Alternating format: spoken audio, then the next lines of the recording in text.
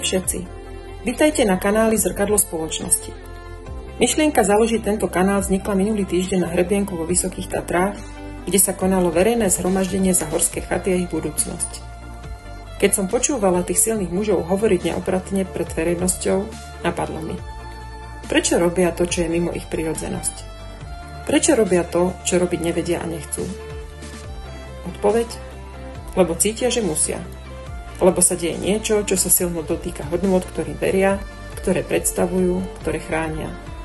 Hodnôt, ktoré sú dôležité pre nás všetkých. Prišlo mi, že ten hlas potrebuje posilniť. Preto sme vytvorili tento priestor. Ako platformu pre otvorenú verejnú diskusiu o témach, ktoré presahujú jednotlivca a dotýkajú sa všetkých. Naším zámerom je spojiť pohľady, skúsenosti, postoje a vytvoriť tak celospoločenský rámec.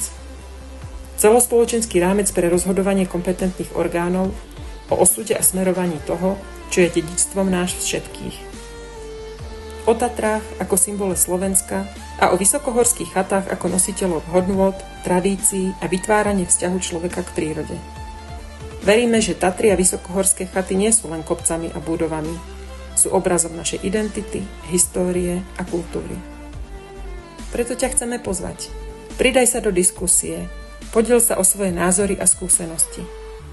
Poďme spolu vytvoriť zrkadlo spoločnosti, ktoré ukáže, aké hodnoty chceme zachovať pre budúce generácie.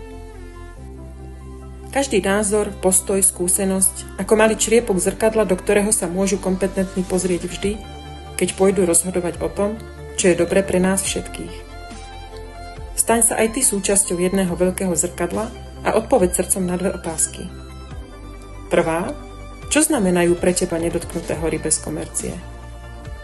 Druhá, aké hodnoty by mal svojim životom vytvárať chatár vysokohorskej chaty?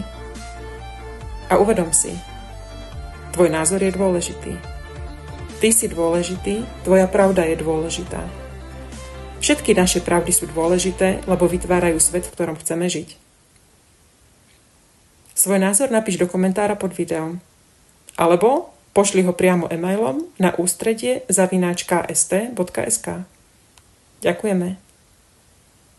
Ak sa ti toto video páčilo, daj like. Ak chceš pomôcť, zdieľaj. A aby ti žiadne ďalšie neušlo, daj odber so zvončekom. Vidíme sa.